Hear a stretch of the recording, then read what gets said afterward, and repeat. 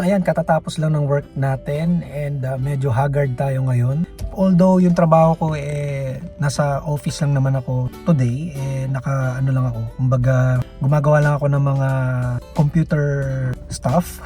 Ibig sabihin, nagtatrabaho ako sa desk ko and yung mga may times kasi na ang trabaho ko sa office nasa desk lang ako, tapos nagko-computer, naggagawa ng mga videos para dun sa mga video na gagamitin ng mga employees namin para matutunan nila kung paano gamitin yung isang equipment or yung binubuong mono. So kapag busy, ayan, pumapasok ako sa line. Pero usually talagang sinasabi ko na gusto kong mag-work sa desk. Kumbaga, yun yung aking priority since yun naman yung talagang tinapos ko as a computer engineer. So gusto kong yun yung ma-utilize. Although yun nga, kasi syempre medyo hima ngayon. Pag sinabing hima, wala masyadong work. Pero ang kagandahan dun sa company namin, kahit walang work, meron pa rin namang mga kailangan gawin. Kumbaga, wala masyadong pumapasok na sales, pero tuloy-tuloy pa rin yung trabaho na kahit papano may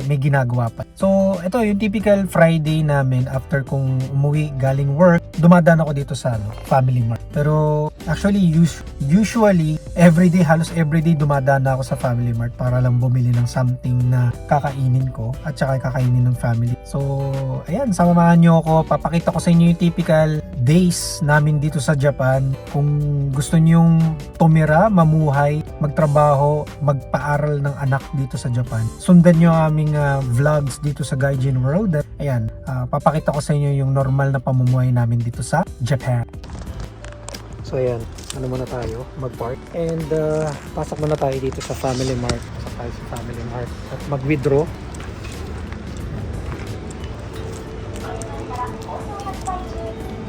Yan, usually nag-withdraw ako dito sa Family Mart kasi meron akong account sa J-Post.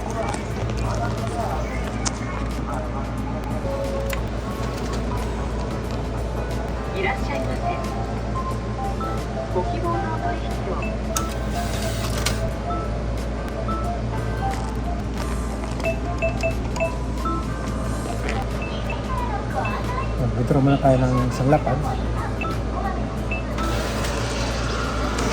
at maghanap ng mga makakain dito. So hanggang ngayon naka-mask pa din ako dito. Siyempre huwag natin kalimutan yung pera. So kuha tayo ng vlog minsan kung ano mabibili natin sa isang lapad dito sa 7-Eleven. Ay, 7-Eleven. Dito sa J-Post pala. At J-Post din. Tingnan natin kung ano magagawa natin or mabibili natin sa isang lapad dito sa Family Mart. Usually, ito yung mga binibili kong tinapay. Mahilig akong kumain nito. Yung Nikoman. Sana may Nikoman. Ayan, may Nikoman. So, mahilig kaming bumili ng mga pagkain dito. At, teka, mamimili mo na ako. Dadalawang isip kung bibili ako nitong tamago. Tingnan nyo yung mga presyo dito guys. Usually, normal na ganito yung presyo. Ito ay 178 yen.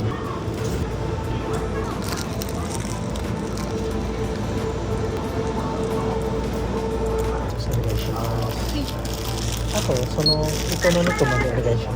Ay!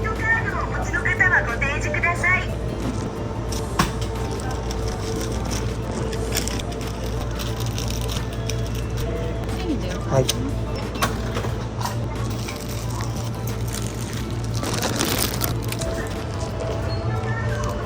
Ang init. Ayan, nakabili tayo ng Nikoman pero hindi to sa akin. Para to kay Mau kasi mahilig siyang kumain na to. Ang init. Ang init ng Nikoman. Ayan, so usually yan talaga yung routine ko bago ako umuwi ng bahay. Bibili muna ako ng something sa Family Mart. Kung pwede nga lang, maroon akong stocks dyan sa Family Mart Yan, so alam nyo ba, lately panay ang kolekta ko ng mga points. Kasi nga pag nag-go-grocery or bumibili ka ng mga something dito sa mga establishments dito, pwede ka mag-earn ng points actually. So, gaya nan, pag bumili ako sa Family Mart, pwede kong i-connect dyan yung Rakuten ko para maka-earn din ako ng points pag bumili ako. Actually, hindi lang Rakuten, pwede ka rin magkaroon ng mga iba pang mga sa Amazon. Ayan, bili kami ng bili ng kung ano sa Amazon, kaya nagkaka-points din kami doon. Excuse me. And speaking of Amazon, nagkaroon na rin ako ng additional credit card sa Amazon. Na-approve ako, kala ko di ako ma-approve. So nag-try lang naman ako mag-apply kasi nga sila Jin Sensei nakapag-apply din ng tsaka sila Kambal ng Amazon credit card dahil magkakaroon nga ng Prime Day sa July 16. So halos lahat yata ng magkakaroon ng sale doon. So inabangan natin yan.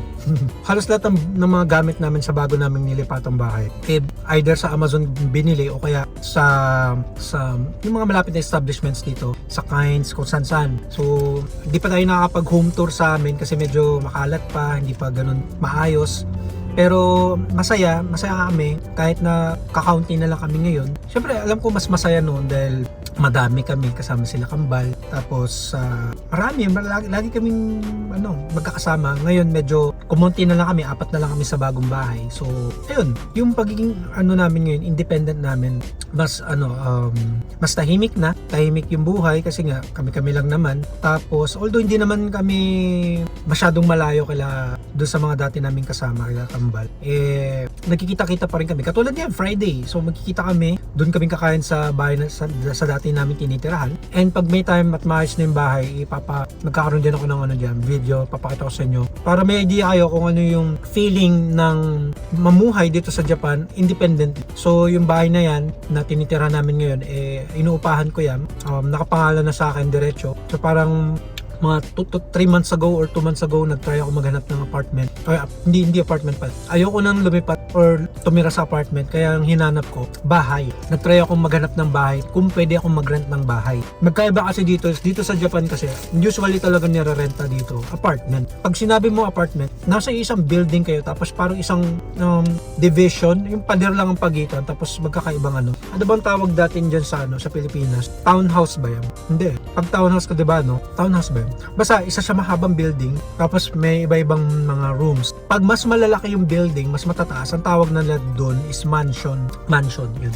Mansion yun dito. Iba yung mansion sa Pilipinas, pang mayaman. Dito yung mansion na tawag nila is parang pang typical lang. So, yun nga, iniwasan ko ng maghanap ng bahay, ng apartment. So, tinry ko bahay. Ang gulo ko, iniwasan ko na maghanap ng apartment at tinry ko maghanap ng bahay. And fortunately, kahit luma na yung bahay, 60 years old na natin yung bahay na yun, ayun, successfully na rentahan ko siya for 2 years yung kontrata. Tapos, marami kami mga ginawang mga changes doon sa loob ng bahay, pero hindi naman mga minor lang naman yun, pang paganda. Papakita ko rin yun sa inyo.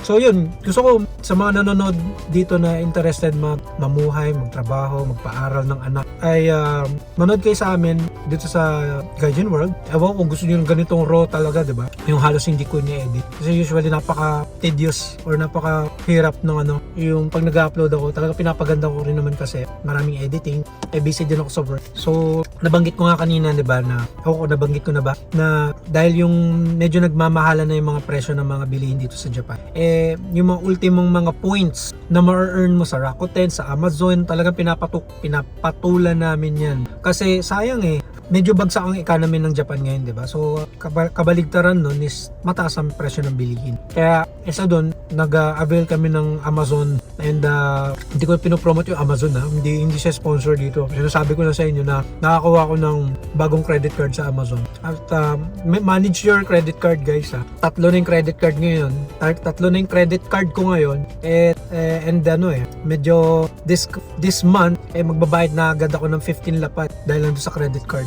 So, okay lang magka-credit card basta kaya mong bayaran, diba? Huwag mong pabuti na yung magre-revolve. Yari ka sa interest. Ayan, so, tinry ko lang mag-video ngayon since Friday naman. Medyo busy. Nakita niyo guys kung gaano ka busy sa labas din ako. Kung gaano ka traffic. Yung traffic, diba? Ganyan pag Friday. Ay, sorry, ang labo ng video. Ang labo. Parang ako ang labo ko Ayan, sana nagustuhan nyo itong gantong klaseng video, yung parang raw lang siya. Yung hindi ko kailangan hindi ko kailangan magmukhang artista. Wow! Mantanga. Hindi, kasi pagod ako. Tingnan nyo ako, haggard, diba? Gusto kong pakita sa inyo yung totoong buhay dito sa Japan. Kung gusto nyo talaga dito, edi tingnan nyo mabuti yung pamumuhay namin dito kung kaya nyo ding tiisin yung mga hirap, 'di ba? Pero kung talagang gusto nyo dito, you will work it out, guys. And nandito kami to share our experiences, ang buhay namin, hindi laging masaya, pero pag masaya, masaya talaga. So ayan, thank you so much for watching, and I hope panoorin nyo yung aming mga susunod pang videos. Marami pa ako i-share sa inyo. And I will see you on our next video. Huwag niyong kalimutang i-check yung mga videos na lalabas ngayon dito sa screen. Bye!